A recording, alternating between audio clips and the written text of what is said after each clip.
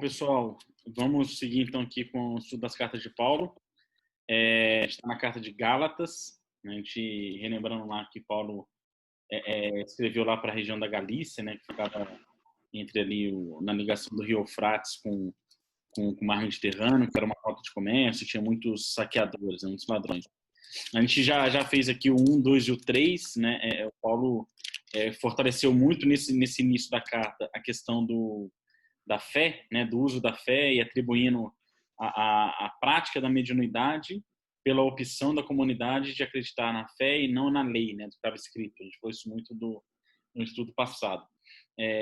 E aqui já dá, né, todo esse contexto espírita que a gente traz aqui dessas cartas de Paulo que a gente estuda, e ele está sempre trazendo esses conceitos espíritas que na época ainda não era conhecido como conceitos espíritas, né, mas mostrando que a doutrina espírita ela não nasceu em 1852, né? Ela sempre foi, sempre será, né? Ela só chegou a nós de forma esclarecida em 1848, 52. Que a gente usualmente a gente mesmo fala, né? Não, a doutrina espírita nasceu lá em Kardec. Não, nossa, sempre teve aqui. Paulo deixa bem claro, né? Que é tudo uma coisa só. E aí hoje a gente vai fazer aqui a finalização da carta. Essa carta é curtinha, né? São só 6 capítulos.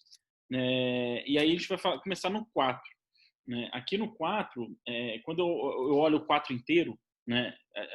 O recado que o Paulo traz aqui na minha avaliação, e depois a gente debate aqui em conjunto, ele explica aqui de todo o processo da transição planetária. Né?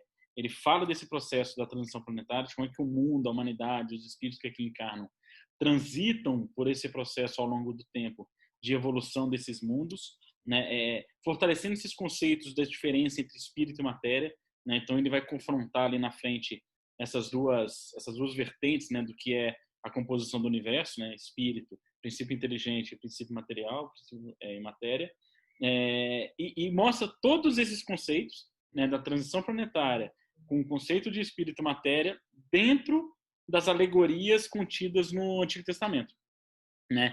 Que era a forma que veio às comunidades da época para já ir preparando, né? Para já ir preparando ali as pessoas com esses conceitos que lá na frente viriam, né? Então fica já claro a beleza que é a obra divina na sua paciência, né? Ela não tem pressa.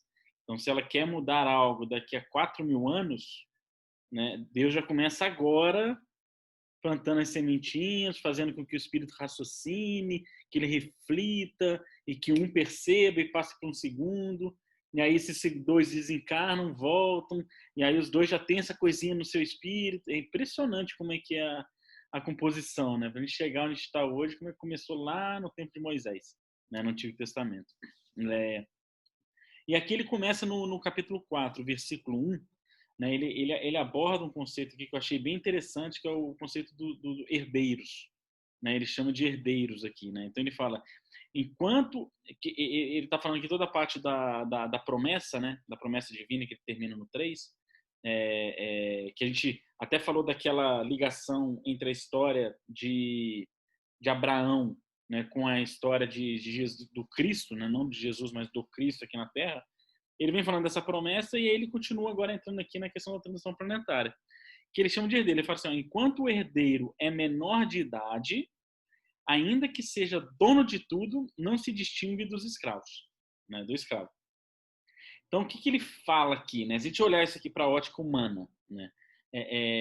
Se a gente olhar lá um rei que tem um herdeiro, se ele é menor, se ele é criança, ele, ainda que ele é o dono de tudo por herança, né, ele não manda nada ainda, quem manda é o rei. Né? Até que ele adquira a maturidade, ele é como os outros, seguem as ordens do rei, né? Segue a ordem dos reis.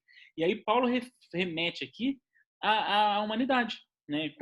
E aí lembram-se lá que a gente estudou lá atrás, a questão que ele várias vezes compara a humanidade como uma criança, que ele lembra que só dá o leite, né? Vocês só conseguem beber leite, não conseguem ainda mastigar alimentos, vocês ainda são crianças, né? E ele aborda novamente aqui, né? Então, enquanto os espíritos aqui encarnados ainda são menor de idade, ainda que serão os donos dessa terra, né, não se distinguindo dos escravos, Vocês ainda, embora sejam herdeiros, por serem menores de idade, ainda são escravos da matéria, né? Porque quando atingir a maioridade espiritual, nós deixaremos de ser escravo da matéria. E a gente aqui já abordou esse assunto, essa questão da escravidão da matéria que a gente tem, né? Então, ele traz esse conceito desses espíritos criados para ir para a criação do mundo, representando que essa evolução espiritual ela o menor de idade ainda não evoluído, independente da matéria, né? E aí eu me lembro lá do Evangelho de Mateus, quando está anunciando as bem-aventuranças, que ele fala: bem-aventurados os mansos, porque herdarão a terra, né? Então, olha o exemplo aqui, né, que Paulo fala. Ó, ainda que sejam menores os herdeiros, ele no sentido de escravos, ainda não são donos disso aqui. E Jesus disse lá, Mateus narrando, né, aqueles que são mansos, bem-aventurados os mansos, porque herdarão a terra, né? E essa questão dos mansos, né, a gente fala o manso é o calmo, né? O manso é a pessoa calminha, né, que não briga, né? Não, mas o conceito de manso aqui é aquele que, através das sucessivas encarnações, dominam, abandonam o instinto animalizado e se torna em mansuetude espiritual, né? Porque a gente ainda tem aqui o nosso instinto animalizado comandando a gente muitas das vezes, né? E quando Jesus fala bem-aventurados aqueles, os mansos, bem-aventurados que através das sucessórias encarnações, sucessivas encarnações, irão abandonar esse instinto animalizado, se tornando manso em espírito, né? Sem a predominância do instinto. E o que é esse processo das sucessivas encarnações? É a maioridade espiritual, né? Que concatena aqui com o que o Paulo fala, né? Os herdeiros, enquanto menor de idade, ainda que sejam donos de tudo, não se distinguem dos escravos, né? Então, a primeira entrada que ele dá aqui para essa questão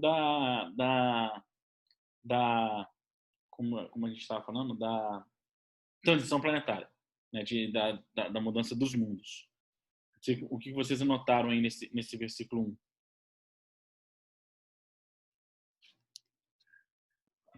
Eu fiz um paralelo bem semelhante ao teu, né? A questão que você falou da evolução, de ainda ser escravo e herdeiros, né? Eu coloquei, eu lembrei muito também da questão de Abraão, quando ele fala dos filhos, né? Daquela promessa que ele conversa com Abraão, que Deus conversa com Abraão, de uma forma simbólica e bonita no Antigo Testamento, e ele fala disso. E ele fala de herdeiros, de herdeiros, eu pensei que somos todos nós. Aí você fez a colocação perfeita falando sobre a maturidade espiritual que a gente adquire conforme as reencarnações que nós estamos tendo. Eu pensei na questão de escravos, que a gente ainda é da matéria, mas também de si mesmo, daquela evolução espiritual que você também comentou. Eu até coloquei aqui, ó, dono de tudo, né, que é os herdeiros do universo, que é no sentido de que a gente vai chegar lá um dia, como os cristos estão já donos ou herdeiros de alguns planetas para governar, como Jesus é o nosso, né? Mas escravos de nós mesmos por enquanto, das nossas más tendências, dos nossos orgulhos e egoísmo, que fazem parte do momento espiritual que ainda nós temos, né? E aí, se você for avançar um pouquinho mais, que ele fala sobre estar submetido a tutores e administradores, eu lembrei da pergunta, nessa fase, da pergunta do Livro dos Espíritos 459, que, se não me engano, ela fala sobre os espíritos influenciam sobre os nossos pensamentos e nossas ações. Aí eu lembrei dos tutores, porque quando eu fazia o curso e lia essa pergunta, eu ficava assustado pensando nos obsessores. Mas ele não está dizendo aqui que é obsessor, né? A gente sempre pensa isso, mas na verdade o que ele está dizendo? Os espíritos influenciam sobre nossos pensamentos e nossas ações? Sim, os mentores guiam vocês e vocês às vezes nem percebem, porque vocês ainda são escravos, né? Então a resposta é: a esse respeito, a sua influência é maior do que credes, porque frequentemente são eles que vos dirigem. E aí é tão interessante, né, Thales? Porque no momento que nós estamos vivendo, nós precisamos de alguém, de um Sim, tutor. exatamente. Né? Aí você falou muito bem: poxa, como é perfeito Deus. Há 4.000 anos ele já estava planejando o que é a gente aqui. Aí eu fico imaginando, até anotei aqui, Deus sabe daquilo que a gente ainda nem deseja. Nem deseja, Ele sabe de cada espírito nosso aqui daqui a 4.000 anos, que a gente vai É precisar. maravilhoso, é maravilhoso. E aí a necessidade dos tutores, né? E aí é a nossa coerência, a questão do nosso livre-arbítrio também vai dizer quem é que está conosco, quem é meu tutor, né? É Maravilhoso. isso, é legal. E ele fala de uma data também pré-fixada, seguindo aqui, e aí eu lembrei de Mateus 24:36, que eu acho linda essa passagem, entretanto, a respeito daquele dia e hora, ninguém sabe, nem os anjos de Deus, nem os anjos dos céus, nem o seu Filho, senão exclusivamente o Pai, que é quando a gente vai ser realmente herdeiro. Esse dia é só o Pai. Exatamente. Só ele É isso que sabe. eu falo. Exatamente. Daqui milhões de anos ele vai saber, já sabe qual vai ser a função do Hernani, da Renata, Thales, neste universo, herdeiros de tudo isso que nós seremos. Exatamente. Né? É maravilhoso mesmo. Não sei se a Renata tem algum ponto, a gente pode seguir? Pode seguir? Achei bem bonita essa primeira parte, porque ele fala assim que o herdeiro é menor de idade, mas ele já tem total legitimidade, né, sobre a herança, né? Ele já é o dono, que né? Ele já é o dono, o potencial é totalmente dele, né? Só que ele ainda não pode exercer totalmente a potencialidade dele por falta de idade, na verdade. Nesse caso, nosso caso é por falta de bom senso, de moralidade, de todas as virtudes ainda que a gente ainda não conseguiu desenvolver. Mas nós já temos a mesma legitimidade de herdeiros, né, do pai também. Isso eu achei muito bonito, isso porque é a mesma coisa da gente. Então a gente já se empodera um pouco mais desse negócio, né, de falar, poxa, eu também sou filho, filha de Deus nesse caso.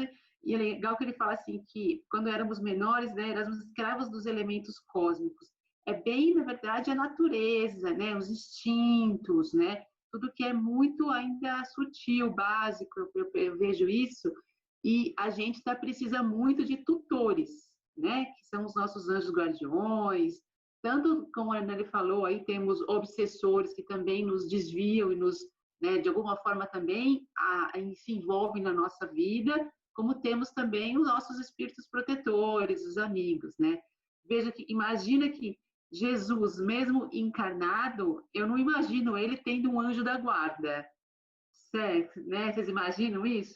Acho que ele não precisava de anjo da guarda, e sim de uma equipe, lógico, de muitos anjos aí, trabalhadores, mas não para protegê-lo de alguma bobeira que ele fosse fazer, na verdade. Então, não tem desvio nesse caminho, né?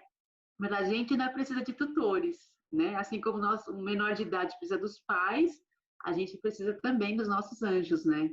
Excelente. Não, 400%. O 2 e o 3, né, que a gente já passou aqui também pelas observações, eu olhei aqui com uma ótica que eu achei muito interessante, muito surpreendente, né? Porque se a gente olhar o conceito aqui da carta, né, que ele do capítulo 4, que ele fala dessa coisa de, olha, vocês são os herdeiros dessa terra, mas por serem menores de idade ainda não podem ser o dono, não se distingue dos escravos. Aí no 2 ele entra, por vocês serem menores de idade, vocês precisam de tutores e administradores para ajudá-los a conduzir a sua maioridade, para você poder depois herdar, né, essa terra. E aí no 3 ele exemplifica ele mesmo, né, que ele exemplifica ele mesmo. Então quando ele fala, mas está submetido a tutores e administradores até a data fixada por seu pai. Então, naquele conceito que a Nani falou olha, vocês estão aqui nesse mundo de provas e expiações, até a data fixada pelo pai para a transição para o mundo de regeneração, vocês aqui vão precisar ainda de tutores, ou na verdade, para o mundo feliz, acho que a regeneração ainda está na parte da maioridade. Até o momento que vocês atingirem a maioridade espiritual e puderem herdar essa terra, vocês vão precisar de tutores, né? Então aqui ele deu o conceito, né? Olha, vocês habitam até crescer, quando crescer, vocês vão aqui herdar. E aí depois ele volta no exemplo dele. Aí ele fala, da mesma forma nós, enquanto éramos menores de idade, éramos escravos dos elementos cósmicos. Agora, aqui tem um negócio interessantíssimo. Ótimo. Né? Ótimo, maravilhoso. Maravilhoso. Maravilhoso. Porque eu não quero te interromper, depois eu concluo. Olha. Porque ele fala dele, ou seja, olha, eu já fui menor de idade, lá atrás, que a gente falou aqui de capela, que Paulo era um capelino, e ele foi escravo dos elementos cósmicos, né? Naquela época, não se tinha conhecimento ainda de planetas. Não existia essa ciência de que existiam outros planetas, que o universo era, né, outras constelações, tudo. Então, as palavras e as formas encontradas por Paulo para dizer eu fui escravo da matéria num outro planeta, na qual chegou a data fixada, e eu mesmo com meus tutores não estava pronto para herdar, e vim até aqui, né? Então, eu achei maravilhoso essa parte, que Paulo já começa aqui a falar da transição planetária e corroborando e fortalecendo o que ele conseguiu discutir dele ser um capelino, né? No outro capítulo. Né? Porque ele referencia ele aqui. Eu era escravo também lá atrás, de elementos cósmicos, que eu não sei descrever o que é um outro planeta. Não, aqui não existe ainda essa ciência e essas palavras. E no final do dia, quando a gente interpreta aqui junto o que a gente falou no 1, que o ser escravo que ele fala é ser escravo da matéria, o que é a matéria? É a composição dos elementos do fluido cósmico universal. Né? Então, além dele citar que ele era do cosmos de outro planeta, ele fortalece que a escravidão quer dizer ser escravo da matéria, que é a composição do fluido cósmico universal, que ele chama aqui de elementos cósmicos. Então, assim, o Paulo, nesses 3 versículos, já traz aqui todo o conceito que a Gênesis inteira ali vai nos explicar, né, do Kardec. Gênesis Kardec vai nos explicar. É, de fato, maravilhoso essa entrada dele. Né? Eu estava pensando exatamente isso, até anotei aqui, mas eu gostaria de fazer uma referência para a gente poder analisar também, porque, pela visão espírita, nós sabemos que o povo hebreu foi um povo escolhido. E aí é o seu comentário de agora. Por isso que ele poderia estar também falando esse ponto. Olha, nós somos herdeiros. Por quê? Porque é o povo escolhido que foi. Se ele cumpriu ou não essa missão, nós sabemos por onde foi. Mas, enfim, e aí só vem a confirmar o comentário que você falou referente a Paulo também, quando ele fecha no 3 e no 4. Poxa, eu já vivi isso e eu notei que, pô, ele já foi capelino. E quando você falou assim, colocou a data, uma coisa que eu anotei aqui que é muito interessante. Porque Mateus 24:36, que eu acabei de ler, eu tenho certeza que esse evangelho também rodou em capela. Sim, é o mesmo evangelho, exatamente. É o mesmo evangelho. Então, esse 24:36 serviu para ele lá. Olha, chegou a data, bicho. Agora só o pai vai definir. Então, agora você vai ter que pôr outro elemento cósmico. Exatamente. Ajudar, entendeu? É muito bom. Muito lindo. É muito lindo demais. E aí aqui, todo esse conceito dele, da transição planetária, ele contando a experiência dele de capelino, para mim ele ainda confirma ainda mais no 4 e no 5. Né? Porque ele fala, ó, chegou a data fixada, quem atingiu a maioridade espiritual moral herdou, quem não, né, foi exilado para cá. E aí, a hora que ele fala no 4, mas quando se cumpriu o prazo, aqui ele está falando de capela, ele não está falando da terra. Quando se cumpriu o prazo, Deus enviou seu filho, Cristo, nascido de mulher, nascido sob a lei, para resgatar os sujos da lei e nos recebêssemos a condições de filhos. Porque você poderia pensar, enviou Jesus para a terra? Não, enviou Jesus para conversar com os capelinos que estavam lá em Capelinos, exatamente. Para receber os capelinos, que ele narra no livro. Né, que Jesus recebeu cada um dos capelinos aqui. Então ele fala, ó, chegou a data fixada. Quem foi, foi. Quem não foi, vai conversar com o Rabino Nazareno aqui. Ó. Ele é o cara que vai receber vocês. E aí recebeu eles como filhos, né, aqui nessa nova terra, nessa nova oportunidade. E aí a gente lembra que lá na carta de Gálatas, lá que a gente leu no capítulo 1, que ele referencia Israel como a mãe que gerou seus filhos. Lembra que a gente estudou no 1? Sim. Que é a mãe da geração dos filhos, ou seja, o nascimento dos capelinos na terra foi no povo hebreu, igual o Renan comentou, na terra de Israel. né? Que é a consciência de capelino dele. E aí ele fala disso, né? Recebeu como os filhos, porque está aqui, ó, na sua nova pátria, né? Na sua nova morada, na sua nova oportunidade, no seu novo mundo. Então, exatamente explicado aqui é quando ele fala para resgatar os súditos da lei e nos recebêssemos a condição de filhos, né? Então, é o momento lá que a gente estuda no Caminho da Luz e no Eslado de Capelas que eles aportaram aqui e foram recebidos pelo Cristo para dar a oportunidade de evoluírem aqui nessa terra de pró-expiação. Realmente de arrepiar. Súditos da lei, Da lei. né? É muito legal. E ele vai falar no 7 de novo, referente a herdeiro, né? O que é o herdeiro? Que recebe algo. Exato, do que era do outro, né? E muitas das vezes não foi ele que construiu. Não foi ele que construiu. Entendeu? Onde quero chegar? Não, muitas das vezes não, sempre, né? Todo herdeiro não construiu, recebeu. Então, se nós somos herdeiros, né? E ele falando isso para o povo hebreu, e se estende até nós agora, nós vamos receber coisas, né? E aí eu entro no livro mediúnico. O médium recebe de graça herdeiro, e que de graça dê. Exatamente. As conexões de herança, né? De herdeiro, né? E receber isso dentro da lei, aí falando da lei que ele fala aqui, só quando você está preparado. Sim. É o que ele quis dizer para todos, para Sim. receber isso, preparado espiritualmente, maturo, né? No próprio final do 7 ele fala, né? És herdeiro por disposição de Deus, né? Porque é o Criador, ele criou, vem dele, né? A gente vai herdar algo que alguém criou, né? Que é Deus. Vem dele, é dele, por ele, né? Muito bem colocado, muito bem colocado. É muito E aí eu importante, acho muito né? interessante também, desculpa, Renato, só vou finalizar minha parte aqui. Tá. Que no momento que ele fala que que o Deus enviou o seu filho, é como se nós que já somos herdeiros recebesse de Jesus. Como é que fala aquele que gera a herança mesmo? Me faltou a palavra. De uma família. Ele não tem um cara que eles contratam. É como se Jesus fizesse isso. O que faz a gestão da herança. Esqueci o nome também. Aí Jesus que divide as coisas, né?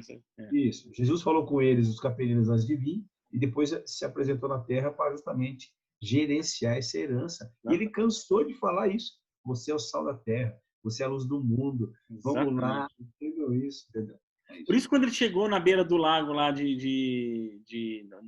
Mar da Galileia, e o Pedro bateu o olho nele, já levantou, já começou a seguir. Levi bateu o olho, já levantou, já começou a seguir. Porque não sabia nem por que estava indo. Exato, reconhecia espiritualmente uns aos outros ali.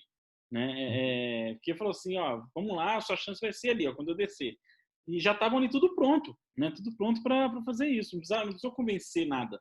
Né? O magnetismo já atraiu, né? Pela afinidade espiritual.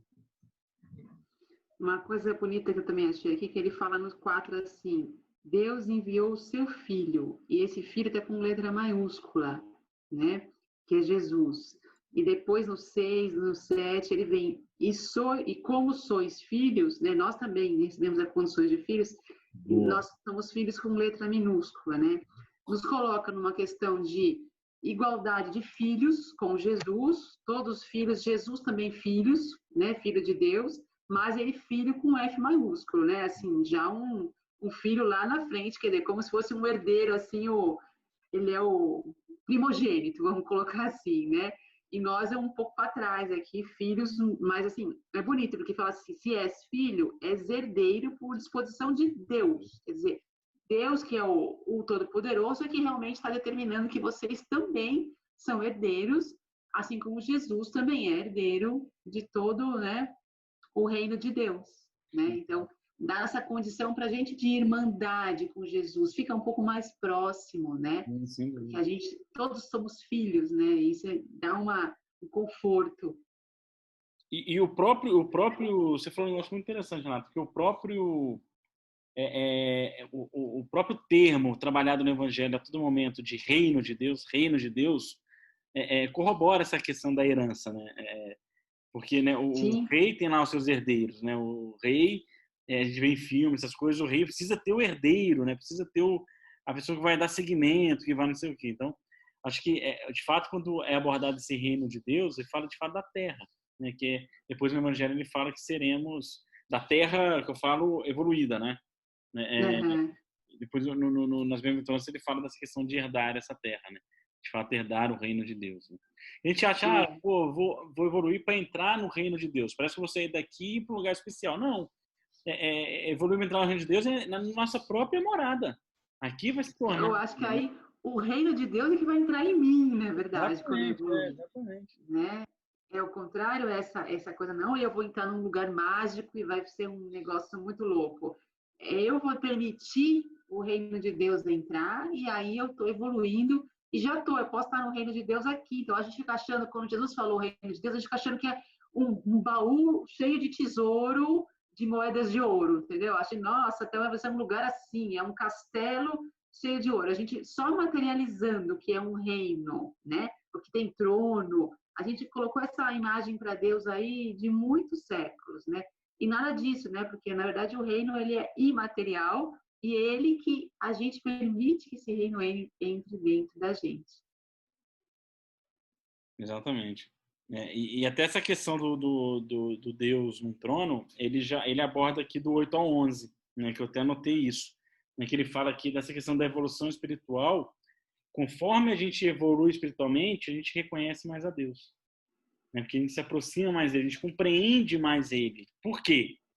Né? Aqui é a reflexão. Por quê? Porque conforme a gente vai evoluindo, através das encarnações, das experimentações, das suas leis, a gente compreende, na verdade, as leis divinas. E por compreender as leis divinas cada vez mais através da experimentação delas, nós compreendemos que há que há Deus, né? A gente vai se aproximando de Deus através da execução das suas leis, né? Uhum. Ele fala que antes, quando a gente está lá no estágio primitivo, ele continua falando aqui das transições planetárias, né?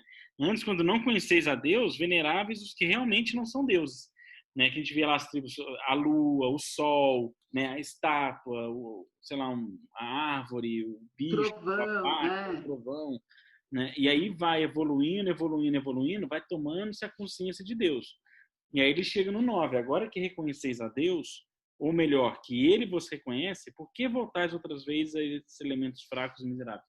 Então, o Paulo chama atenção aqui, ó. Agora vocês já estão aqui com uma consciência do que é Deus, da sua divindade e tudo, por que vocês estão voltando a cultuar aqui, né, os bezerros de ouro? Né? Estão voltando aqui a cultuar os dogmas humanos, né? Voltando a cultuar as coisas da matéria. Então, ele chama atenção disso, né? Porque do Velho Testamento. Embora eu tava falando? Embora eu me perdi aqui. Tem uma colocação aqui, ó. Vamos ver se de repente se você retoma. Ele fala uma coisa bonita que é: quando a gente não conhecia Deus, a gente era escravo. Escravo dos nossos instintos mesmo, muito mais na matéria. E aí eu achei bonito no 9, porque ele fala assim, quando a gente, né, reconheceis a Deus, ou melhor, que Ele vos reconhece. Por que isso? Né? Porque agora Ele nos reconhece como filhos. A gente não passou da condição de escravo da matéria, né, com Jesus nos trazendo o evangelho, o filho, né, o nosso irmão mais velho nos trazendo o evangelho, a gente passou da condição de escravos da matéria para aí já uma liberdade. Ele nos trouxe a liberdade do pensamento com o evangelho. E aí Deus nos reconhece o quê? Como filhos, então herdeiros consequentemente, né?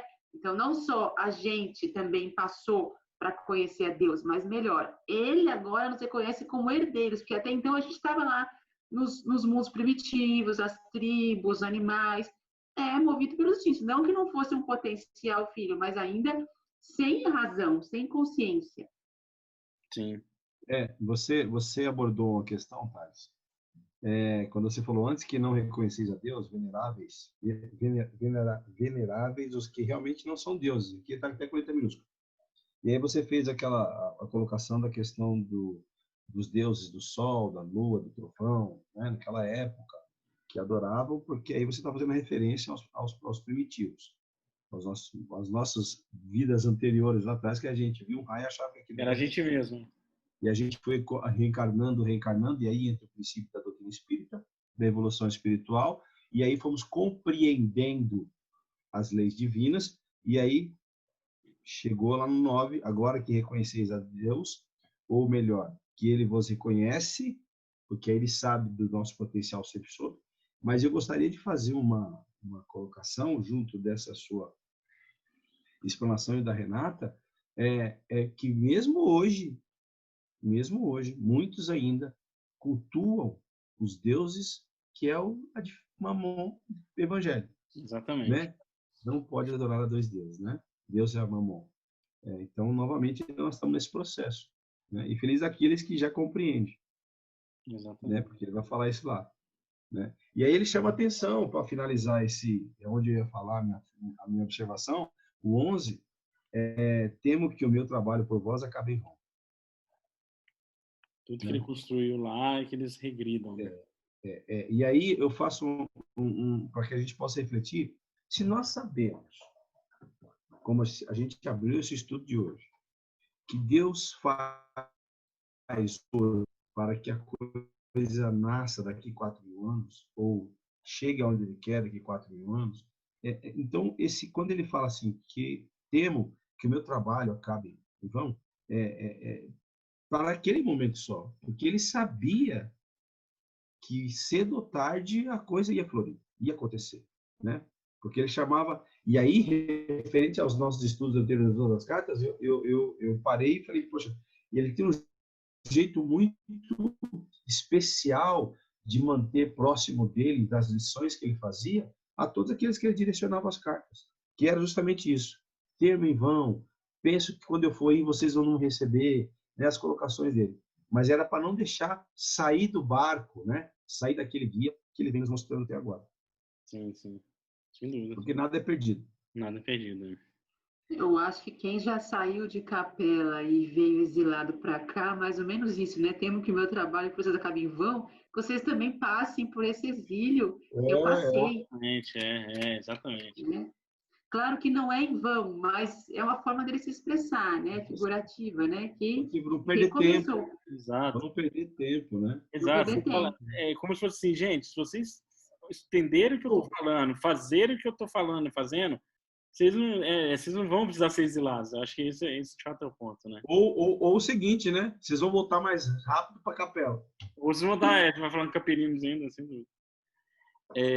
Boa. Do 12, aqui no 12 é interessante que ele chama Paulo e os Gálatas, né? Então fala da relação, ele narra aqui um pouquinho da relação dele com os Gálatas, né? Do 12 ao 19, na minha avaliação aqui, ele basicamente fala da forma que ele era recebido lá pelos Gálatas, né? Que ele era recebido de forma muito que para mim fica claro aqui que ele mesmo fica constrangido da forma que ele era recebido, né? Os Gálatas recebiam ele, né, que ele fala, eu sei que vocês arrancariam os seus olhos para dar a mim, né? Deixariam de comer para me dar de comer, né? Porque o Paulo era uma pessoa muito querida e venerada, e a comunidade onde ele ia recebia ele com pompas de rei, de um apóstolo, né? De um apóstolo, né? E aí eu estava lendo esse comentário, eu li e reli ele algumas vezes, eu falei assim, poxa, aonde aqui tem algum ensinamento, né? Uma coisa para a gente refletir. E aí eu refleti e queria dividir com vocês. Quando eu li essa parte do Paulo falando dessa forma que ele era recebida, eu fiquei aqui pensando, né? Porque, de fato, a reflexão aqui é de como que a gente, naturalmente, se doa mais para aqueles que são veneráveis, né? A gente se doa mais para aqueles que nos encanta o coração, né? E eu acho que o Paulo chama atenção disso, né? Falando assim, por exemplo, uma situação hipotética que a gente refletir. Imagina se a gente está aqui hoje na casa, tá todo mundo aqui na casa lá da Renata, e a Renata fala, gente, olha, o Haroldo do dia vai vir jantar aqui essa noite. Então, imagina uma situação em que o Haroldo do Dias ou o Divaldo Franco vai jantar nas nossas casas essa noite, né? o que a gente faria durante o dia? A gente ia acordar, a gente ia limpar a casa 10 vezes, ia comprar os alimentos bons, ia se preocupar em fazer, né, em deixar bonitinho, ia tomar um banho, se arrumar, ia ensaiar as palavras, ia criar todo um ambiente ali de acolhimento, de recebê-lo bem. Não íamos? Com certeza. E eu acho que a Sim. reflexão que o Paulo está falando aqui mas e se fosse um miserável da rua? A gente faria igual? Faria para o Haroldo? Não. Provavelmente nem receberia. Então, eu acho que é isso que o Paulo chama atenção. Ele fala assim, eu não preciso dos seus olhos. Eu não preciso dos seus alimentos. Então, não gastem isso comigo. Né? Gastem isso com aquele que precisa, de fato. Né? Porque se a gente fizer um bom jantar, deixar a casa limpinha para um Haroldo Dutra Dias, ele vai achar ok. Agora, se a gente fizer o mesmo bom jantar, com o mesmo carinho, o mesmo amor, deixar a casa do mesmo jeito que receberíamos o Haroldo Dutra Dias para um irmão nosso que passa fome na rua, ali a gente transformaria alguém. E é isso que o Paulo aqui chama atenção para mim. Né? Porque, às vezes, aqueles que a gente quer ser aceito, a gente se doa, e aqueles que não faz diferença para a gente vai ser aceito ou não, a gente fala, tá aqui, ok. Né? Para um a gente prepara o banquete, para o outro a gente dá uma coxinha fria. Né? Esse doa, na verdade, nem muitas vezes é verdadeiro, né? Porque nem é a gente faz um teatro. Exatamente, exatamente. A gente fica todo anjo, a casa fica em ordem, não tem uma pena fora do lugar, e aquela coisa, mas, na verdade, a real não é aquilo de verdade. Não é aquilo, né? Exatamente. E aí, essa foi a reflexão que eu estava lendo desse 12:19, eu falei assim, caramba, eu acho que o Paulo está chamando atenção disso aqui, né? Utilizem seus recursos, seja ele quais forem, para aqueles aonde vai gerar mais resultado, né? Porque para aqueles que não talvez já tem isso que a gente quer tanto oferecer, né? Por exemplo, o Paulo aqui, o exemplo que ele fala, o Paulo já tem olhos e já enxerga. Seria melhor se esse aqui adotasse um cego de nascença e ajudasse ele a conduzir a vida pelo mundo, em vez de entregar seus olhos para o Paulo, né? É isso que ele fala aqui para mim nessa avaliação. Aí eu fiquei pensando nisso, qual a situação do nosso dia a dia que a gente poderia refletir. E a gente faria isso. Se vem um Divaldo Franco na minha casa, eu vou ficar no chão assim, ó, passando um paninho para não ter nenhuma manchinha, né? E pro pobre irmão nosso que está aqui passando essa idade, só quer comer um feijão quentinho. Só o feijão quentinho. É só esquentar um feijão quentinho e dar para ele, né? E a gente poderia fazer um belo banquete para receber um Haroldo, né? Essa foi a reflexão que eu tirei desse... E baseado nisso, no 14, né, que falando sobre justamente o pobre aí que nos pede, né, ele fala, e vós vencestes a tentação de me desprezar. Quer dizer, eles não desprezaram, né? Mas a gente tem realmente essa tentação de deixar para lá. Fazer de conta que eu nem estou vendo, não é comigo, deixa para lá. Essa é a tentação mesmo que a gente tem de... Né? No mendigo, não. Se fosse um cara da hora, eu ia fazer todo um esforço, mas para outro que não é do meu interesse, né? Quando a gente não tem algum segundo interesse pessoal envolvido, né? O chefe vem na minha casa, opa, então eu também vou dar um trato, né? Porque vai que ele ganha uma promoção aí depois de um jantar na minha casa, né? É interesse pessoal, né? Exatamente. De alguma forma, de algum tipo de interesse, né? Agora, se eu não tenho interesse nenhum com o pedinte da rua, aí eu tenho a tentação de desprezar, né? Fazer de conta que o cara não existe, é a indiferença. É isso aí. Eu também fiz essa mesma reflexão. É legal, né? Porque ele poderia também pensar, ou melhor, a gente lendo poderia pensar, além do que você falou, Thais, que ele pode falar assim, olha, como você disse, não gastem isso comigo, né? No sentido de humildade mesmo, né? Eu não preciso agora disso. Eu preciso que vocês continuem fazendo o trabalho de divulgação do Cristo, né? Então, distribuam toda essa atenção que vocês têm comigo com aqueles que precisam. Exato. Exatamente isso, é legal. E aí, só puxando um sardinha, né? Vocês falaram do Haroldo e do Divaldo, eu falo do Rossandro. Se ele viesse aqui, eu também... Exatamente, qualquer um deles, né? A gente ia fazer, ia transformar nosso dia. A gente ia sofrer durante o dia inteiro para garantir que tudo desse certo, né? E a gente, pô, não sofre quando vê alguém passando fome, né? Não sofre verdadeiramente, eu digo, né? Ele se incomoda, Sim. mas não... E provavelmente eles falariam isso pra gente. Olha, só me Provavelmente. serve café. Vai lá e segue. Você tá no caminho. Exatamente. A Harolda falava, não precisa disso não, é só um cafezinho, pão de queijo. Acabou. Com É, certeza, com Valdo, então. certeza. de volta então, cara, queria só sei lá, só tocar numa planta, né? Só tocar aqui na sua planta, já tá bom.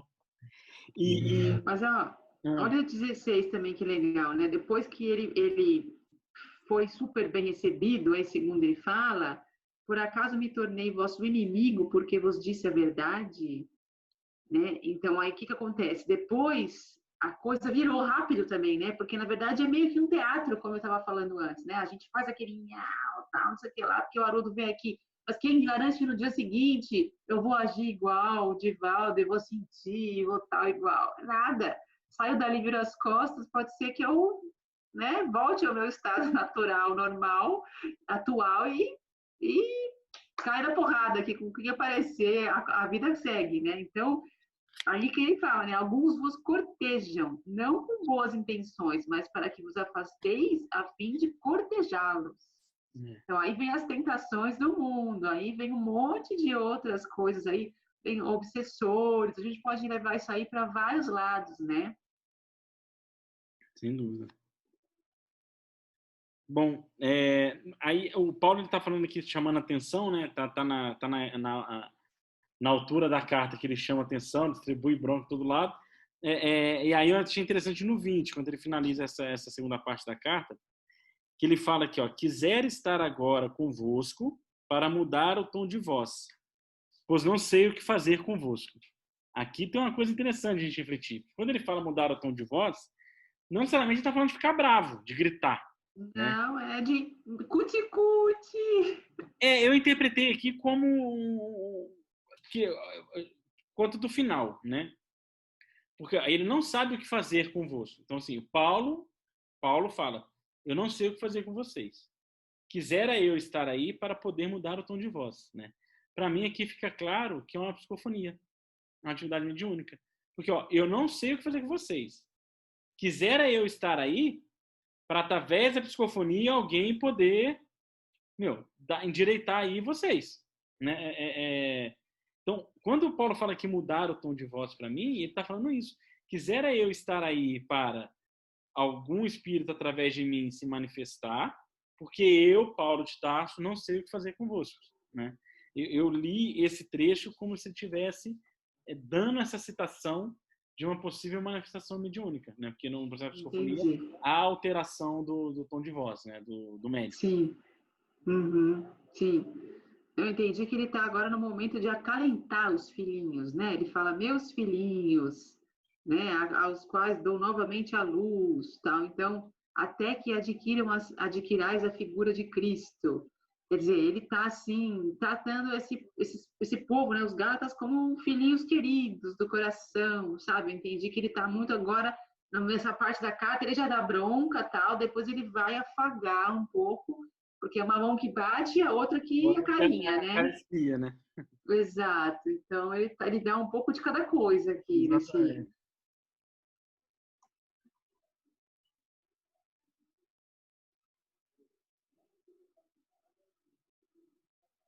Vamos pagar, Sara? Sim, sim. Aqui do 21. Para mim, toda essa etapa aqui do capítulo, né? Essa conjuntura de versículos, que vai do 21 ao 31, para mim ele está falando da mesma coisa, né? Ele está ele está explicando aqui aquela questão de uma representação poética de Abraão como o processo, né, do Cristo concebendo, recebendo a Terra, concebendo aqui a criação para a sua evolução, né, através da figura poética de Abraão, e fazendo referência no Antigo Testamento dessas duas bases que a gente falou lá atrás, o Espírito e Matéria, né?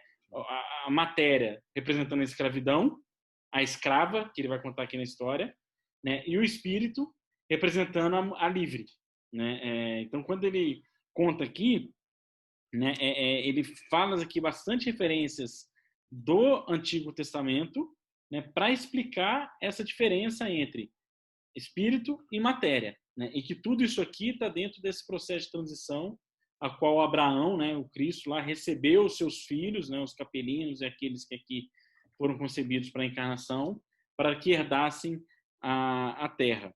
Né? Ele fala lá no 22 e 23, ó, está escrito que Abraão teve 2 filhos, um da escrava e outro da livre. Olha que legal isso.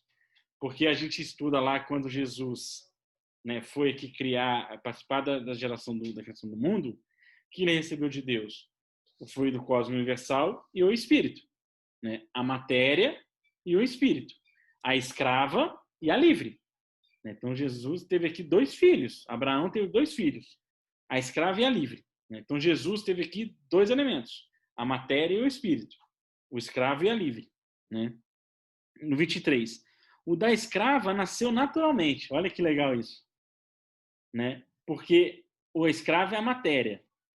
E o que é nascer naturalmente? É a evolução natural do planeta, do orbe. Né? A matéria nasceu naturalmente através da manipulação do fluido cósmico universal, que através das suas leis de atração, de magnetização, de repelição, das leis físicas que são impostas sobre a matéria, naturalmente se criou. Né? Então, ele fala, o da escrava nasceu naturalmente, e o da livre, do espírito, em virtude de uma promessa. Olha que maravilhoso isso, né? Porque Jesus está aqui concebendo o planeta, forma natural através do elemento da matéria, e os espíritos da livre através de uma promessa. Qual é essa promessa? Lá dos capelinos.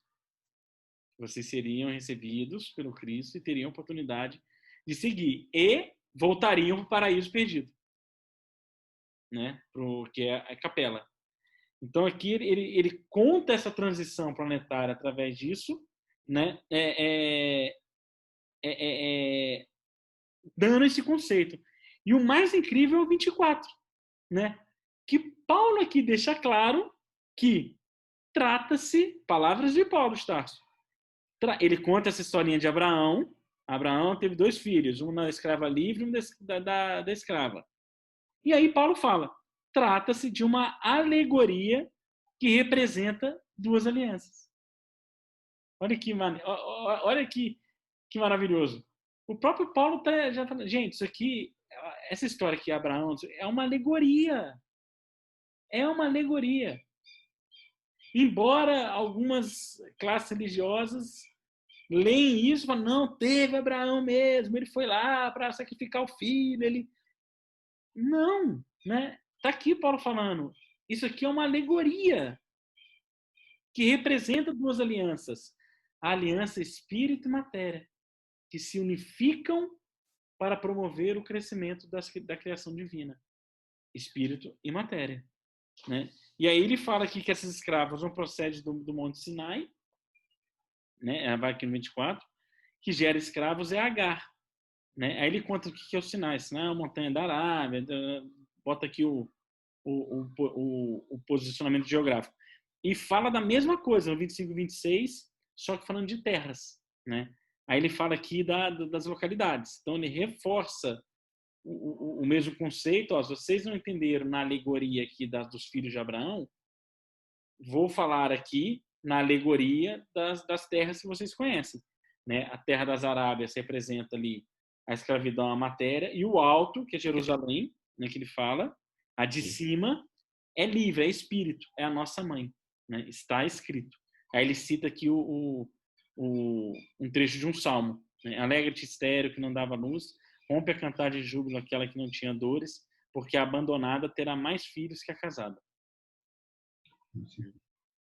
Então, essa história que reforça aquele estudo que a gente fez lá atrás, de que Abraão, a história de Abraão, que Paulo fala aqui que é só uma alegoria, é provavelmente a representação do Cristo gerando o nosso planeta físico, recebendo os espíritos de capela e aqueles que foram criados para aqui começarem a sua trajetória espiritual, para promover aí a herança dessa humanidade, as estrelas do céu, né, que Deus fala com Abraão. Eu particularmente, eu tomei uma outra linha de raciocínio nesse capítulo. A alegoria que se fala, eu prefiro ter na minha mente essa alegoria, né, de Agar e Sara, da livre e da escrava, e para mim aqui ele faz de novo o comparativo do escravo e do herdeiro. Porque o filho de Sara, com Abraão, que era escrava, era Isaac. Quem foi Isaac na história? Tem até um contexto aí que o Haroldo, numa palestra dele, fala que o Ismael, hoje, governador do Brasil, era Isaac.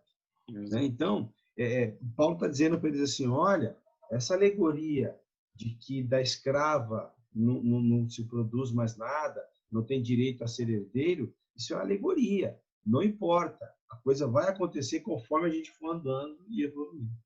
Por isso que eu extraí dessa passagem. Sim, sim.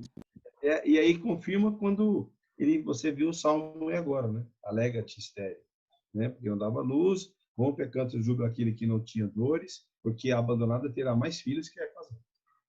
Exatamente. Exatamente. Eu tive uma interpretação assim. A Sara, né? Como é que foi a história, né, de Abraão, né? Era casado com Sara e ela era estéril, né? Ela foi ficando idosa, Abraão também, e eles não tinham filhos. Aí a promessa foi, Deus prometeu para Abraão que ele ia sim gerar herdeiros, né? E aí quando Sara já era idosa, ela engravida, né? Foi feita essa promessa por Deus, está na Bíblia, né? E aí, da escrava, não. A escrava teve filhos naturalmente, sem promessa, né? Essa alegoria bíblica, né? E aí, quando ele fala que a Jerusalém de cima é livre e é a nossa mãe, então, assim, nós somos filhos livres, né? Ela é a nossa mãe. A gente não nasceu escravo, a gente nasceu para ser livre. Essa é a ideia. Mas o que está escrito ali que ele coloca esse pedaço aqui, ó, alegra-te, estéril, que não davas à luz. Agora, né, a Sara teve filhos, né, ela gerou uma descendência de Abraão, mas ele fala porque a abandonada terá mais filhos que a casada, também assim. Na verdade, qual é a profecia, né? É que nós teremos muitos escravos ainda no mundo, mas muito mais ainda do que livres, porque a abandonada é a escrava, né? Então, a quantidade de pessoas ainda escravos no mundo ainda é muito grande. Ela terá mais filhos do que a casada, que é a Sara, que teve a descendência de Isaac, né? Então, a gente ainda tem muita gente escravo. A quantidade de filhos ainda escravos ainda é muito grande. Mas nós somos, de verdade, como ele falou antes, né, herdeiros em potencial, legítimos herdeiros, até que a gente saia dessa condição de escravidão por iniciativa própria. Exatamente. E aí no 30 ele reforça isso, né? Aquele conceito que a gente falou que o escravo representa a matéria, né? Ser escravo da matéria, e o livre representa o espírito. Que hora que ele fala no 30 da transição planetária? Mas o que diz a Escritura? Expulsa-se a criada e seu filho. O filho dessa escrava, ou seja, o filho da matéria, o escravo da matéria, não repartirá a herança com o filho da livre, né? Ou seja, quando chegar a hora, expulsa, exílio. Olha aí o exilado de capela. Expulsa o escravo da matéria, o filho da matéria, porque não vai repartir a herança da terra com os filhos do espírito, né? Os filhos da livre. Então ele fecha o conceito que a gente debateu aqui com essa forma alegórica presente no Antigo Testamento. E aqui, meus amigos, de novo, que pena que na nossa doutrina espírita não se aprofunda no Antigo Testamento. Que pena, porque olha a beleza que é o que tem aqui, né, de informação e de mensagem. Sim. Muito legal, né? Isso porque nós estamos enxergando quase nada, né? nada. É, Nada. exatamente. Exatamente. Visão limitada, né? Imagina, né? Que mais, porque, né, gente? O que mais tem aqui por trás ainda precisamos de dos tutores informação? ainda. Escravos. Um dos tutores, exatamente. Bom, vamos para o 5? Vamos. Aqui no capítulo 5, eu acho que ele é bem breve também. E aqui o Paulo deu todo esse conceito, né? Olha, existe aqui matéria, espírito, existe o escravo da matéria, que é o filho da escrava, existe aqui o filho da livre, que é aquela que vive com o espírito, que vive com a matéria. E aí ele vem no 5 falar disso, sobre essa liberdade cristã, né? Por que é liberdade cristã? Porque o cristianismo, na essência real do cristianismo, promove essa liberdade, essa libertação do espírito, né? Então, aquele que segue o cristianismo, ele é livre, né? Porque o cristianismo é viver para o espírito, né? Não para a matéria. É ter essa liberdade cristã, né? E aí do 1 ao 6, né? Ele, para mim, reforça bastante aqui sobre essa questão de a gente viver pelos costumes do mundo, né? A gente mais vive para as coisas do mundo do que vive aqui para o próprio espírito, né? E ele faz a citação aqui à lei da época. Ele fala: vede eu, Paulo, vos digo que vos circuncidais, fala da circuncisão.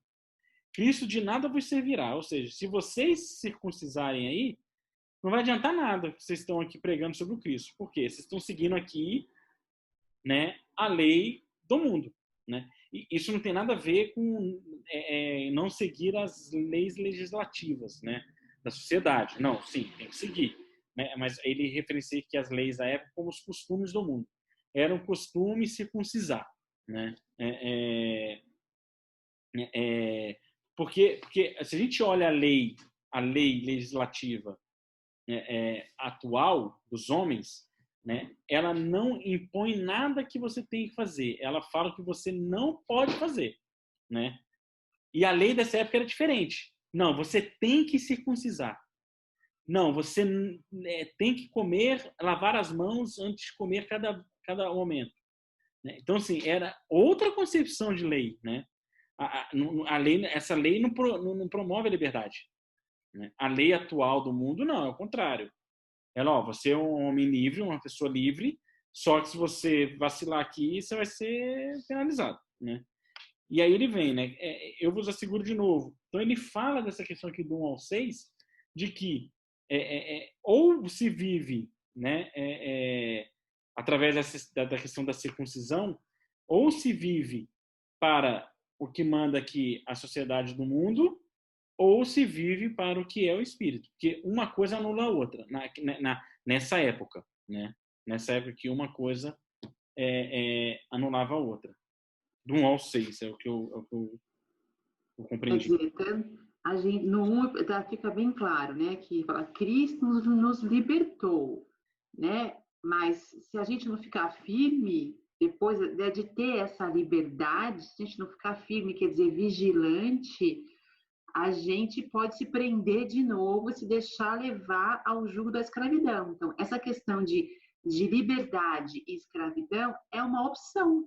Exatamente. Né? Então, a gente, lógico, enquanto a gente está animal, reinos inferiores, a gente está escravo aos nossos instintos, tá? A gente não tem opção.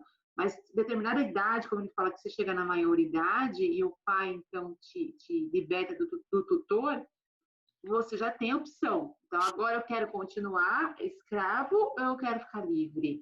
É uma opção individual, né? É uma coisa. Nós nascemos todos de mãe livre. Essa que é uma coisa bonita, né? Porque todos temos a legitimidade de filhos, de herdeiros de mãe livre. Ele fala da Jerusalém de cima. Essa que é a nossa mãe. Então, a gente tem esse rumo, esse destino da liberdade. Mas se a gente quiser voltar para ser escravo por mais um tempo, a gente pode optar por isso. Exatamente. É uma questão individual dessa opção, né? Então, é bonito porque você vê que é uma questão que você pode transitar, né? Não é uma coisa assim, quando ele nasceu negro, é escravo e ninguém mais mudava aquilo, né? Aqui a gente pode ficar. E a gente fica assim no nosso dia a dia, né? Um pouco a gente está escravo do nosso trabalho, a gente tem que ficar até tarde, a gente tem compromissos diversos aqui da matéria, e outros a gente não, a gente se liberta para fazer o que a gente quiser fazer com o espírito. Né? Não só durante a noite, mas o tempo que a gente quer dedicar. Então, a gente também vive nessa transição aqui, um pouco de escravidão e um pouco de liberdade. Sim. E ele aborda esse ponto que você falou, Renata, sobre a questão do orar e vigiar, né? Do 7 ao 9, né? Do 7 ao 9 ele fala isso, da importância do orar e vigiar, né? Então ele fala, corrieis muito bem que se interpôs para que não seguisse a verdade. Aquele que vos convenceu não vem daquele que vos chamou.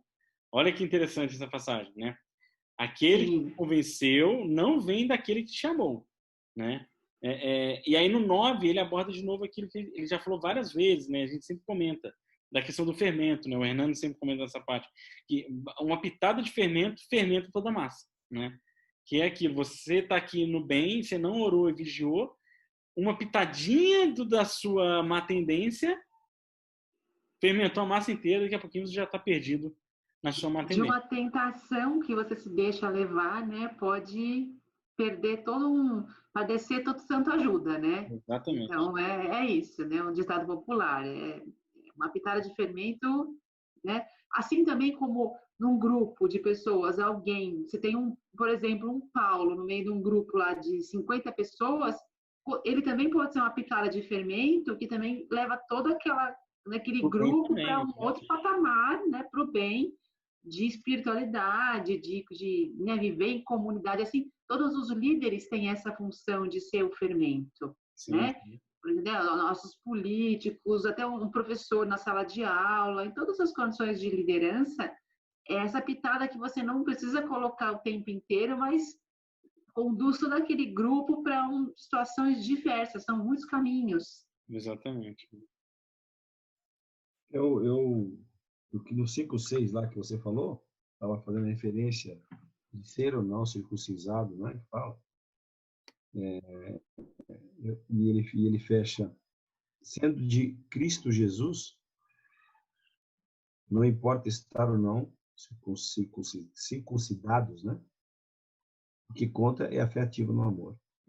Sim, no final é isso. Não precisa, independente do caminho, ou do que você faz, ou do que você acredita,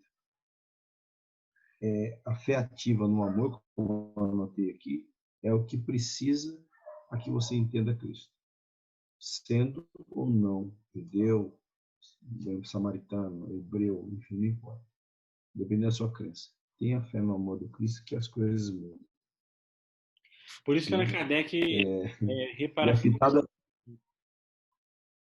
E a questão do fermento é interessante, né? Como você falou, existe um fermento que você pode acabar e alimentar e fazer crescer aquilo que você tanto tenta segurar e aparar as arestas, né? Ou as suas más tendências, ou como também isso é um bolo maravilhoso de tudo isso, uma coisa muito bonita. Mas o interessante é que você, depois que coloca o fermento, você não consegue separar as coisas. Já era. Então acabou. Então precisa ter muito cuidado, preparativo, né? E aí, puxando as mulheres, que eu também gosto muito de fazer, quando a gente vai fazer um bolo, a gente mede os ingredientes, vai fazendo com calma para não desandar. Desandar e é isso que a gente tem que fazer. Exatamente. A gente tem que fazer.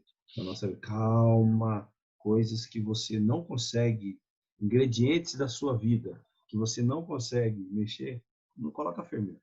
Exatamente. E lá no 6, lá que você comentou bem, né? Fala que para Jesus não importa se é circuncisado ou não, quanto é a fé ativa pelo amor. Foi a belíssima colocação do Allan Kardec, refazendo a frase, né?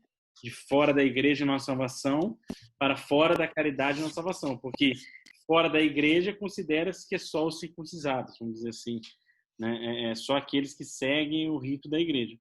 E não é isso que Jesus se importa, né? Aquele fora da caridade, né? Aquele da fé ativa no amor. A caridade, ser caridoso, é ter fé ativa no amor, né? Pelo amor. Exatamente. Bom, Do 10 ao 13, ainda dessa parte de liberdade cristã, ainda nesse tema da circuncisão, que era polêmica do momento lá, se fosse dias de hoje, ia ter a hashtag Somos Todos Circuncisão, ia ter a hashtag Circuncisão Não, ia ter um debate você não vem, você não faz parte, você não vai ser salvo. Nossa, ia ter um debate no jornal sobre... naquela época era um assunto bem polêmico, assim, bem de mudança de costume. Aí do 10 ao 13, né, ele explica a diferença, né, do que é ser livre na ótica espiritual e do que é ser livre na ótica da liberdade do instinto, né, que ele fala, confio no Senhor que não mudareis de atitude, mas aquele que vos inquieta, seja quem for, arcará com a própria sentença. Quanto a mim, irmãos, se ainda prego a circuncisão, por que me perseguem? Acabou-se o escândalo da cruz, né? Então, desculpa, continua no 12 e no 13, né, que eu falei. Mas esse que vos sublevam, que se mutilem completamente, ou seja, aqueles que querem convencer de circuncisão, que se circuncisam, não circuncidam, não precisa me levar junto. Vós, irmãos, fostes chamados para a liberdade, mas não tomeis a liberdade como estímulo do instinto antes servir uns aos outros por amor. Aqui tem um negócio importante, né? Ser livre, ter essa liberdade, não quer dizer com deixar o meu instinto ser livre, né? Porque antes nós temos que servir uns aos outros por amor, porque senão a gente confunde a liberdade da matéria com a liberdade do espírito. E o que a gente quer buscar, que o Paulo fala, a gente tem que buscar, é a liberdade do espírito. E muitas das vezes, para ter a liberdade do espírito, é preciso ter a privação da matéria. Porque senão você não tem. Ou do instinto. Que ele vai falar no 16. Exatamente. Então, um irmão nosso que teve aqui a liberdade do instinto, né, praticou o mal durante toda essa encarnação e volta numa outra com o aprisionamento da sua matéria, né, uma limitação, uma deficiência, ali o espírito está se libertando, embora o instinto e a matéria esteja preso, né? Então a ótica é diferente, né? A gente vamos buscar ser pessoas livres em quê? Né? Porque muitas das vezes, se eu estou num relacionamento, né? Aqui é uma coisa importante, se eu estou num relacionamento em que eu quero me sentir livre e eu vou lá, me afasto desse relacionamento, muitas das vezes eu não estou aqui me libertando espiritualmente, porque era preciso, né, se ajudarem, né? Se era a importância de estarem juntos para se ajudarem. Então, muitas das vezes, aí a gente vê na história lá da mãe do André Luiz. Né? A mãe do André Luiz, que estava lá com o esposo, tinha as amantes, né? E ela continuou com ele, continuou lá, casadinho, Quando desencarnou todo mundo, quem estava livre? Ela. E na Terra, quem estava preso? E olha o contexto de escravo. Olha o contexto de escravo. Exatamente. E outra coisa, né? Aí a gente tem que pensar no detalhe, que ele alerta aqui. Porque quando você toma essa decisão, você está fazendo essa colocação sua, o que a gente adquire pela liberdade que a gente quer só da matéria é uma consequência muito grande depois para se libertar o espírito. Exatamente. E aí tem um detalhe, o quantos você arrasta com você. Exatamente. Olha como fica o negócio, cara. Exatamente, Por isso que ele fala aqui, por favor, vai lá, pregue, olha, não desvie do caminho, não deixe que os outros se desviem, é isso. Exatamente. Ele chama atenção para isso. Buscar a liberdade é buscar a liberdade do espírito. E muitas das vezes, por serem antagônicos, aí a gente vai falar agora, né, já falou no 16 e no 17, ele fala disso, por serem coisas antagônicas, uma vai ser o oposto da outra, naturalmente, né? Porque é lei universal, lei do equilíbrio. Se a matéria e o espírito pendessem para o mesmo lado, não haveria equilíbrio. E na criação divina, tudo é equilíbrio. Tudo tem o seu oposto exatamente na mesma medida e no mesmo equilíbrio. Toda ação tem a sua reação, né? Então, a matéria e o espírito, eles se unem, se utilizam, mas são opostos, né? Eles são antagônicos. E ele fala no 16 e 17. Eu vos recomendo que hajais segundo o espírito e não executeis os desejos do instinto. Olha isso, a chamada de atenção. Pois o instinto tem desejos contrários ao do espírito. E o espírito tem desejos contrários aos dos instintos. E tão opostos são que não fazeis o que quereis. O instinto está onde? Nas coisas materiais. É o instinto animalizado, né? De animar, de matéria. Então, Paulo, ele fortalece o conceito. Ele fala para a gente, olha, se hajais segundo os espíritos, o espírito, vocês não vão executar os desejos da matéria. Se quiser executar os desejos da matéria, está onerando o espírito. Por isso que a gente aqui vê os iluminados a vida de dificuldade na matéria que passa. Quais deles, que são nossa referência, teve uma vida material fácil? Não é nenhum. Mas é que tá. Da nossa visão ainda como escravo. Da nossa visão, claro, da dele era o suficiente, né?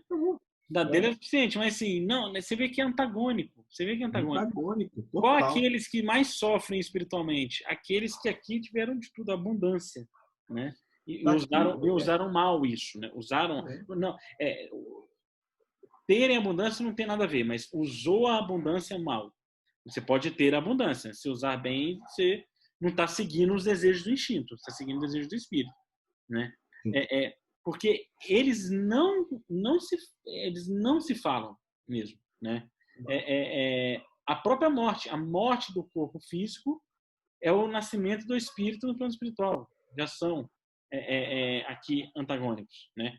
A morte do espírito no plano espiritual é o nascimento do corpo físico. Na carne. É a diferença, né? As coisas que a gente ressurreição. É a nossa ressurreição quando volta. A nossa ressurreição. As coisas que a gente sofre aqui pela matéria, e a gente chora, sente dor, grita, arranca os cabelos, o nosso espírito está regozijando e evoluindo. As coisas que a gente aqui se perde nos caprichos, nas paixões, nos vícios, nas coisas da matéria, o nosso espírito está se entristecendo, porque está perdendo a oportunidade. E é isso que o Paulo fala, as nossas escolhas. Eu vou escolher um instinto, os desejos do meu instinto ou os desejos do meu espírito. Por isso a importância da gente saber ouvir o nosso espírito. Porque senão a gente vai ouvir os desejos do instinto, que todos nós estamos ainda inerentes a esses desejos instintivos. Quando você fala assim, precisamos ouvir o nosso espírito, é importante ressaltar que esse nosso que você se refere não é um espírito à parte de nós, mas sim aquele eu interior, aquele que já sente, né? Aquele que já tem a consciência, que está onde estão as leis divinas, né? Aquele que uma hora a gente começa a falar assim, poxa, o que eu estou fazendo está me cansando, já não quero mais fazer isso. São essas ações que o nosso espírito começa a tentar sobre nossa matéria, invadindo mais os desejos e tentando tirar de nós a questão material e os instintos, sobressaindo a questão mais herdeira, se assim eu posso dizer, do que escrava no momento que estamos vivendo. Exatamente. Essa questão da matéria, de verdade, é muito uma ilusão que a gente ainda cai, né? Que nem um pato, né? Porque tem um trechinho do livro do Paulo Estevão que Paulo está preso uma das vezes e ele fala assim, né? Ele está escrevendo as cartas, ele está se comunicando espiritualmente, está mediunicamente, e aí ele fala no livro que eu me sinto tão livre quanto qualquer um outro que está aí fora. Está preso. Eu não tenho nem... e mesmo estando, né, olhando o mundo por dentro das grades, ali pela janelinha, mas ele fala, não, eu não tenho a menor sensação de prisão. estou totalmente livre, estou liberto, eu não tenho nada de preso, né? E o que acontece de verdade quando as pessoas têm essa sensação assim, não, eu estou livre, eu sou livre, eu faço o que eu quero, eu sou livre. O que elas tendem a fazer a maior parte das vezes? Fazer o que quiser, quer dizer, eu posso, sei lá, eu vou usar droga, eu vou beber, eu vou fumar, eu vou fazer o que eu quiser. E depois, esse é um primeiro momento da ilusão. No segundo passo, ela se torna escrava daquelas opções que ela fez, né? Então, quer dizer, é uma liberdade totalmente ilusória, porque você tem liberdade por alguns dias, alguns meses, que você faz o que você quiser, na sequência você é escravo daquela sua opção. Então, assim como a gente fala a lei de ação e reação, né? O plantio é livre, mas a colheita é obrigatória. Você aí virou escravo. A sua liberdade foi tolhida, porque aí agora a lei de Deus manda com que você realmente vá colher o que você plantou. Exatamente, é isso aí. E aí do 18 ao 23, ele continua nesse conteúdo teórico dessa diferença entre instinto e matéria, né? Eu lembrei aqui da citação da Joana de Ângeles, né, que ela fala que o processo de evolução do homem é a transformação, através das encarnações, das experiências, do instinto em sentimento, né? Então, evoluir é transformar instinto em sentimentos. Quando a gente está lá no início da nossa trajetória, a gente é só instinto, a gente é bicho, né? Depois a gente vai transformando todos os nossos instintos em sentimentos, né? Porque a gente, em certos momentos, transformou o nosso instinto. A gente, quando alguém nos atacava, nós atacávamos de volta e matava. Era só instinto. E aí a gente foi evoluindo, que quando alguém nos atacava, a gente não matava mais, só sentia raiva, que já é um sentimento, né? Então, já é um processo de evolução. A gente sentir raiva de alguém já é uma evolução nossa. Já é uma transformação de instinto em sentimentos. Sentimento é ruim ou bom, vai se transformar também, né? Mas antes agíamos só por instintos. Hoje a gente já age muito por instinto também, mas já transforma aqui em sentimentos alguns desses nossos instintos. E assim é o nosso processo de evolução. E aí o Paulo ele dá aqui um manualzinho para a gente imprimir e andar na bolsa ou na carteira. Para todo dia, quando quiser dar uma consultada, já, né? Como fazer isso, né? Porque ele fala, as ações do instinto são manifestas: fornicação, indecência, devassidão, idolatria, feitiçaria, inimizade, rixa, inveja, cólera, ambição, discórdia, facções, ciúme, bebedeira, comilança e coisas semelhantes, né? Então, o Paulo, ele lista aqui, né? Olha quantas coisas tem do desejo instintivo. E aí ele vem depois no 22. Pelo contrário, o fruto do Espírito é amor, alegria, paz, paciência, amabilidade, bondade, fidelidade, modéstia, autodomínio. Isso aqui é maravilhoso, né? Porque isso aqui representa a frase da Joana de Ângeles. Transformar o instinto em sentimentos é ter o autodomínio sobre si. Porque o instinto, ele é a manifestação sem o domínio. É o instinto. Se a gente tem um cachorro que nos ama e a gente começar a maltratar, puxar esse cachorro, ele vai morder a gente, por instinto, porque ele ainda não se autodomina, né? Quando ele se autodominar, se ele se autodominar, na época do reino nominal só dominar, ele vai ficar só com muita raiva daquele, né? Mas não vai mais morder de volta, né? Então aí o Paulo vem. Então, autodomínio. Contra isso não há lei. Olha que bonito isso, né? Contra essas coisas aqui não tem lei. Porque lei é coisa aqui da terra, da matéria, do instinto. Para o amor, que para as coisas do Espírito, o fruto do Espírito não tem. Então aqui é muito interessante isso aqui. A gente realmente lembrar dessas palavras do Paulo. E você vê que tudo que ele fala aqui é coisas que sempre existiu. 2000 anos atrás, continua até hoje. Tudo isso aqui. E a gente, de certa forma, nós, de certa forma, passamos mais ou menos por tudo isso aqui. Sim. Né? Até hoje. Até hoje. Né? Nós passamos mais ou menos por tudo isso aqui. E passamos um pouco por aquelas outras que é fruto do Espírito. Mas também já passamos por todas essas. Um pouco mais, um pouco menos. Costumo dizer que tivemos experiências. Hã? Costumo dizer, das coisas do Espírito, já tivemos experiências. Experiências, exatamente. Mas vivemos muito mais o instinto. Já tivemos sensações, né? Exatamente, é isso aí. Achei muito, muito, muito bonita essa parte, né? Essa aula aqui que o Paulo fala sobre a É conduta. bem didático, né? Faz uma Bem listinha didático. do lado esquerdo, é um não, é um xizinho. Do lado direito é Bem um didático. sim, queremos. Aí é bem didático mesmo. No 18 ele fala, né, que se o Espírito vos guia, não estáis sujeitos à lei.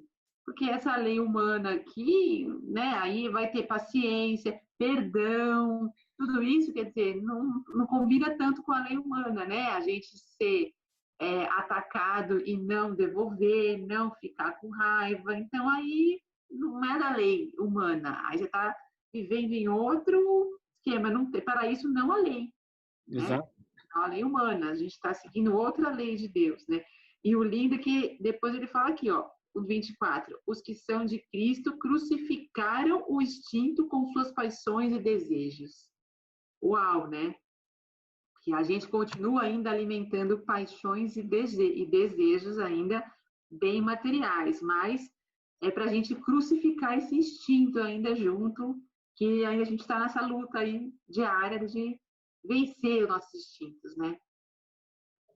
E aí, tem um detalhe no 25, já aproveitando o que você falou, Renato. Se vivemos pelo Espírito, sigamos o Espírito. E aí eu recomendo a todos que estão nos ouvindo aí, no livro Caminho, Verdade e Vida, uma lição que se titula O que é a carne?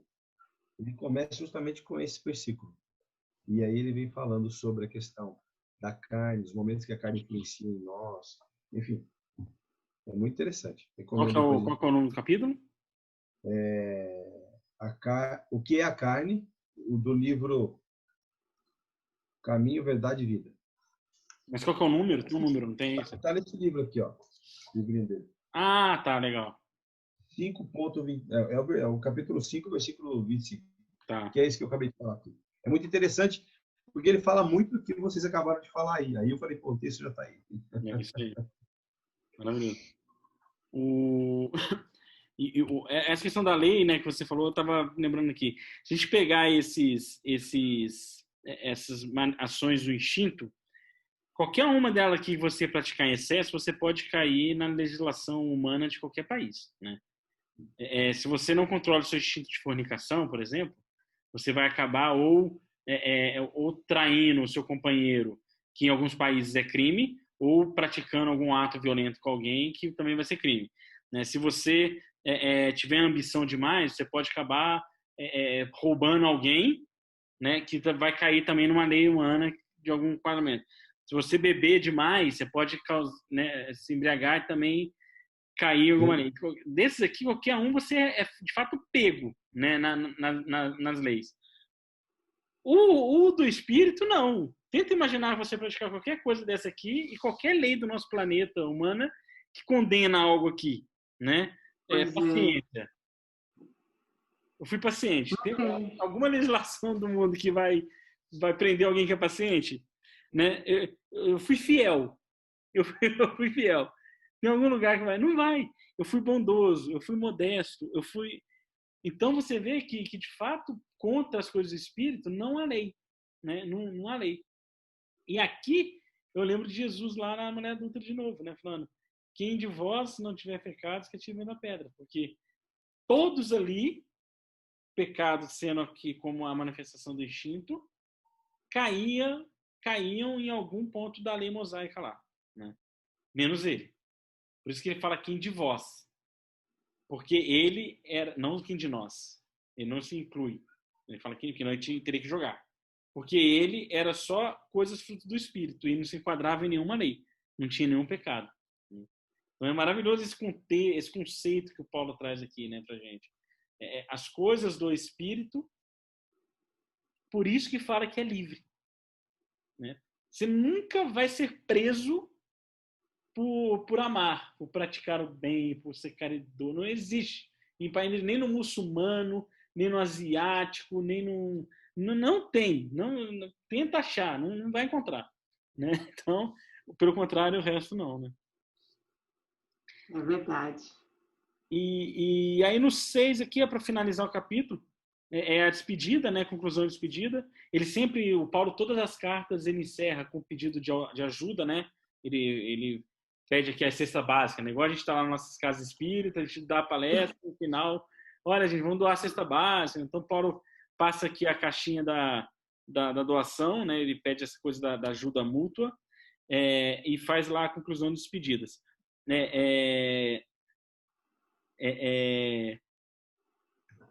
Mas antes tem aqui, né, ajuda mútua aqui, que tá bem bonito essa parte também, né? Então, aqui que eu ia comentar um pouco do que você falou mais cedo lá, foi exatamente essas palavras aqui, Renato, que ele fala no 8, ó.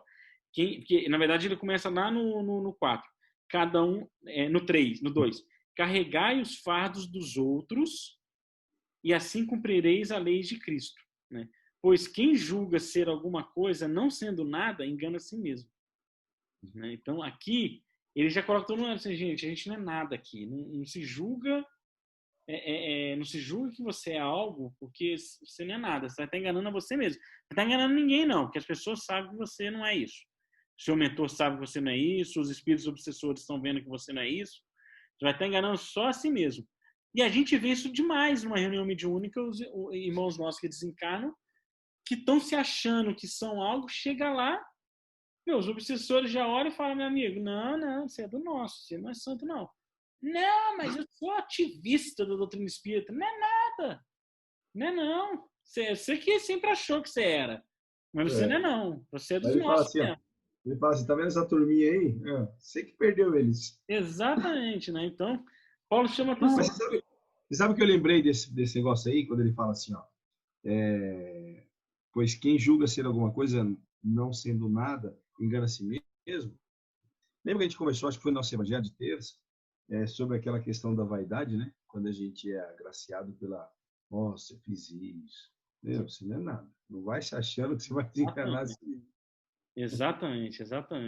Chega do lado de lá, né, com a sua consciência, a nossa consciência mega pesada. Eu fiz uma palestra. Exato, Os obsessores vão rir. Falar, para com isso, rapaz.